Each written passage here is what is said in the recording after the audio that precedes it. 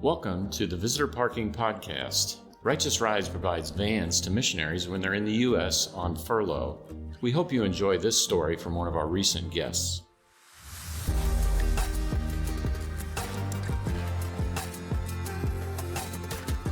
Welcome to Visitor Parking. With us here today is Josh. Josh, tell us a little about what brings you into Righteous Rides today. Yeah, so we're dropping off our van at the end of our home assignment here in the States. We minister in West Africa, and so it's been a year of traveling, connecting with churches and people who are behind us, and kind of refreshing, retooling, and trying to recharge before we head out overseas in a few weeks. And so, we're here dropping off a van.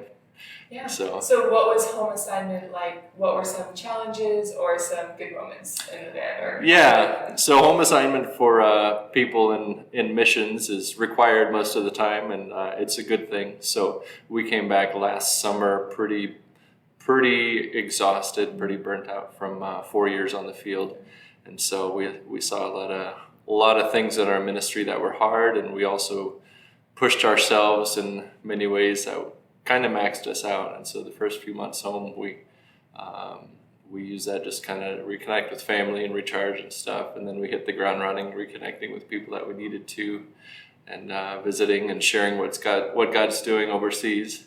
And so, yeah, I don't know if that answers your question, but yeah. Thank you. I'm glad that you guys were able to relax and recharge a little bit at the beginning before jumping into hitting different churches and telling people like that. What is your ministry going to look like moving forward when you guys go back after this year? Yeah, so my wife and I work in a medical missions type capacity. My wife's a nurse, and so she keeps busy doing nurse things, very much so. And then I work with my hands, and so I'm kind of a techie guy.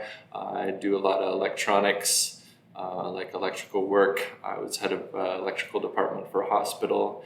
I also am very passionate about helping missionaries over there that need help in these ways. So solar technology I've worked with, done some water projects for Bible schools and stuff like that.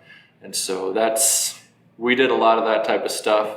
The most recent thing I got involved in is working with the translation team. We are working on producing the audio version of the New Testament that they're just about to print for the first time. And so we really wanted to get an audio version of that out too, because a lot of people still won't know how to read, especially the older generation. So that's one thing I'm still finishing up now and have been even during home assignment. So we're hoping to get the whole New Testament done by this summer or fall at the latest. So yeah, and so when we go back next month, it'll be a lot of the same things. Once we move back in, hit the ground running again, and then medical missions, supporting hospitals, other missionaries in the area, and then getting out this audio New Testament. So, thanks for sharing the stories of what your ministry is currently doing. How can we be praying for you over the next few months? Yeah, so to be quite frank, it's when we first went over there last term, we were very excited about all the things we were going to do and God was going to do. And we saw a lot of things, did a lot of things. This time when we're going back, we know what we're getting ourselves into. Okay. So I wouldn't call it PTSD, but we know the hardships that we're going to face, whether it's just the constant needs, the constant poverty. We have 3 boys, so raising kids overseas when they have no other Western peers, that can have its challenges. So this time going back, we know what we're going into, and so you're a little bit more prepared. We're more prepared, but we're also a bit more wary, and so just pray for the strength to get back into those situations.